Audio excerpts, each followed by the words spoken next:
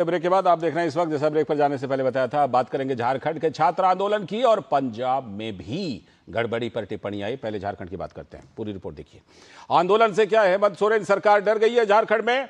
झारखंड की राजधानी रांची में जेपीएससी और जेएसएससी परीक्षाओं में कथित अनियमितताओं के खिलाफ प्रदर्शन कर रहे छात्रों को आधी रात को पुलिस द्वारा डराने और धमकाने के गंभीर आरोप लगे हैं। विधानसभा मार्च और लाठीचार्ज के बाद प्रदर्शनकारी छात्रों ने शिकायत की है कि पुलिस बल देर रात उनके धरना स्थल पर पहुंचा और उन्हें वहां से हटने के लिए मजबूर किया।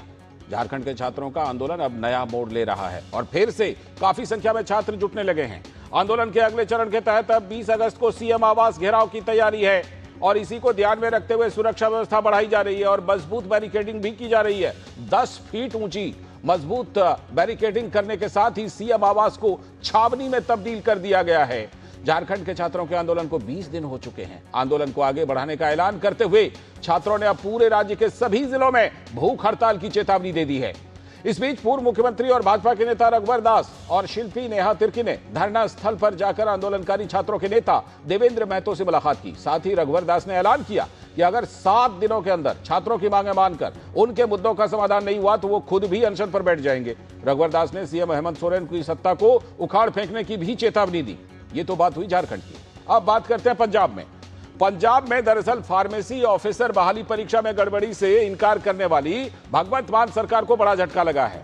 हाईकोर्ट ने भर्ती प्रक्रिया पर रोक लगा दी है तो बीजेपी बोली कि क्यों चुप हैं जंतर मंतर से सवाल पूछने वाले। दरअसल मामला यह है कि पंजाब और हरियाणा हाईकोर्ट ने पंजाब की भगवंत मान सरकार को बड़ा झटका देते हुए 454 फार्मेसी ऑफिसर पदों की भर्ती प्रक्रिया पर 17 सितंबर 2026 तक के लिए फिलहाल अंतरिम रोक लगा दी है। यह परीक्षा 19 जुलाई 2026 को Baba Farid University of Health Sciences द्वारा आयोजित की गई थी, जिसमें हाईटेक ब्लूटूथ डिवाइस और पेन कैमरों के जरिए संगठित रूप से नकल कराने का मामला सामने आया था।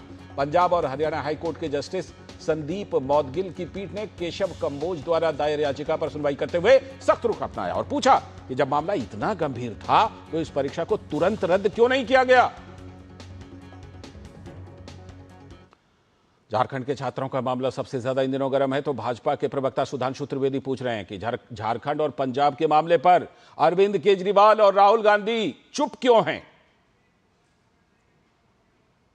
झारखंड और पंजाब पर मुंह में दही जमाकर बैठे हुए केजरीवाल जी और कान में तेल डालकर बैठे हुए राहुल गांधी जी, इन दोनों की तथाकथित नैतिकता ने संवैधानिकता के धरातल पर दम तोड़ दिया है। भारतीय जनता पार्टी यह भी अपेक्षा करती है कि छात्र हितों के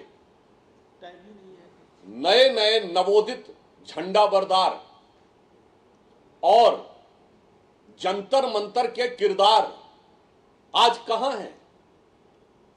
झारखंड के छात्रों का कष्ट और कटी हुई बिजली उन्हें दिखाई नहीं दे रही है।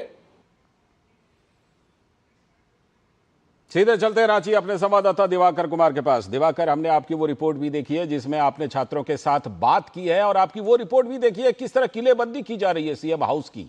क्या है आंदोलन का अगला ऐलान, क्योंकि छात्रों ने कहा अब हर जिले में भूख हड़ताल करेंगे और 20 तारीख को और बड़ा मार्च करेंगे।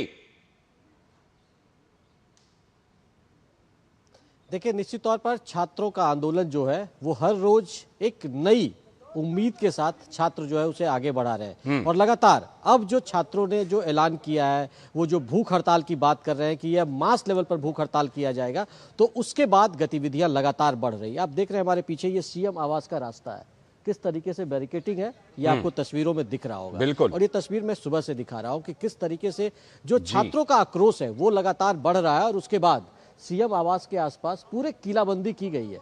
छात्रों का ये डर कहे या सरकार जो है वो दुविधा की स्थिति में है, ये तमाम तरह की चीजें यहाँ पर साफ तौर पर देखने को मिल रही है। दूसरी बात, हालांकि छात्र नेताओं या जो जेपीएससी रिफॉर्म मंच है उन्होंने अपनी तरफ से भी क्लेरिफिकेशन दिया है कि फिलहाल अभी 20 अगस्त को जो सीएम आवास के घेराव करने की वो बात कर रहे थे उस पर वो टिके हुए नहीं है, क्योंकि उनमें अभी कोई वैसे नेतृत्व की बात नहीं हो रही है।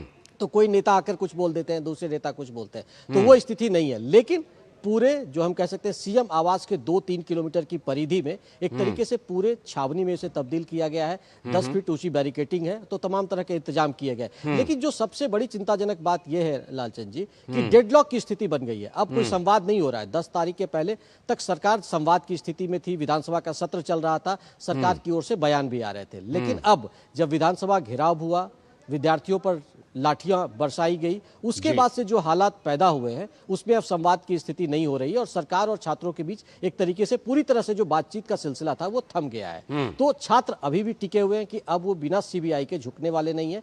पूरे मामले की सीबीआई जांच होनी चाहिए। पिछले 5-6 वर्षों में जितनी प्रतियोगी परीक्षाएं हुई है उसको रद्द किया जाना चाहिए। और इस बीच भारतीय जनता पार्टी जो अब तक एक तरीके से उनको सपोर्ट कर रही थी कि मोरली हम आपके, चूंकि आपके मुद्दे जेन्युइन है तो आपके साथ हम मोरली खड़े हैं, लेकिन अब भारतीय जनता पार्टी के तमाम नेता चाहे वो सड़क पर हो, सदन में हो, यहां तक कि संसद तक पहुंचकर अब झारखंड के छात्रों की आवाज को बुलंद कर रहे हैं। जैसे कि आपने देखा कि लगातार पिछले 2-3 दिनों से लालचंद जी संसद भवन में किस तरीके से परिसर में लगातार वो कर रहे थे। रांची में रघुवर दास ने किस तरीके से जाकर छात्रों से मुलाकात किया, हॉस्पिटल में जाकर उनसे मुलाकात किया और उसके बाद उन्होंने एक चेतावनी भी दे दी कि अगर एक हफ्ते में छात्रों का आंदोलन को लेकर जो सरकार की पहल है, अगर वो सकारात्मक दिशा में नहीं निकलती है और वो खत्म नहीं होता है, तो फिर वो खुद भी आंदोलन और आगे बढ़ता जा रहा है। जरूर आगे आपसे अपडेट लेते रहेंगे। फिलहाल समय की कमी है। बहुत बहुत शुक्रिया आपका जुड़ने के लिए और वहां से अपडेट देने के लिए। और इसी के साथ वक्त आ गया